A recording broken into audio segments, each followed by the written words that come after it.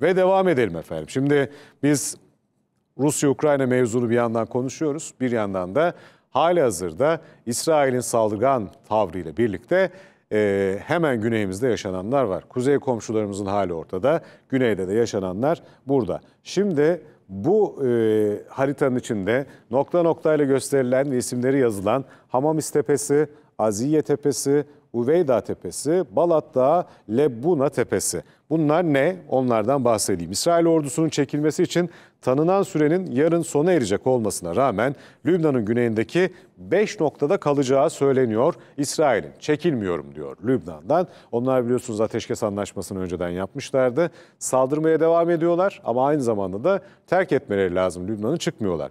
Amerikan yönetiminin Lübnan'ın güneyindeki 5 stratejik noktada İsrail askerinin kalmasına izin verdiği ifade edildi. Şimdi her ikisini birleştirelim. Amerika nasıl bir devlet ki İsrail'e burada bir barış anlaşması yapıldı Lübnan'la.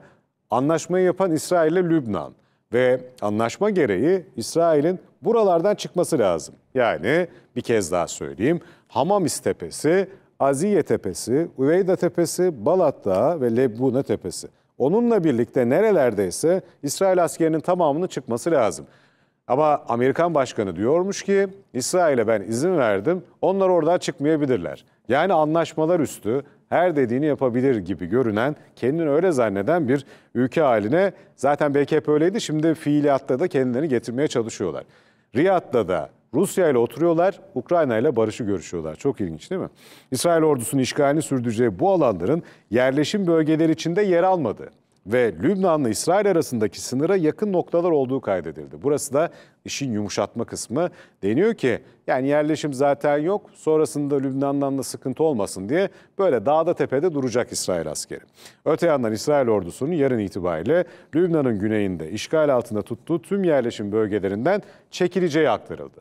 Yani burada da diyor ki biz tepeler için izin verdik İsrail'e, hadi yerleşim alanlarından çekilecekler, siz de ses etmeyin, kalın. Çünkü burada da hani ne kadar karşılıkları var, ne kadar etkili üretebilirler bilmiyorum ama Hizbullah da çekilmezlerse biz yeni aşamaya geçeceğiz gibi ifadelerde bulunmuştu. Şimdi İsrail ordusunun Lübnan topraklarındaki bu 5 noktadaki işgalini ne kadar daha sürdüreceğine dair bilgi yok. Zaten vermek istemezler. Bunu da söylemiş olalım ve ilgili habere de hemen birlikte bakalım efendim. İsrail, Lübnan'la imzaladığı ateşkes anlaşmasına uymadı. Ülkedeki askerlerini tamamen geri çekmiyor. İsrail ve Lübnan'ın 27 Kasım'da imzaladığı ateşkes anlaşmasına göre İsrail'in 60 gün içinde ülkenin güneyinden çekilmesi gerekiyordu. Netanyahu yönetiminin talebiyle süre uzatıldı ve son gün 18 Şubat olarak belirlendi. Ama İsrail yine sözünü tutmadı. Askerlerin çoğu geri çekilse de Lübnan'ın güneyindeki 5 stratejik nokta hariç tutuldu. ABD'nin de onayıyla İsrail askerlerinin Lübnan'da sınıra yakın Beştepe'deki varlığının geçici olarak süreceği açıklandı. Gerekçe olarak da Lübnan ordusunun Hizbullah'ın bölgeye dönmesini engellemekte başarısız olması gösterildi.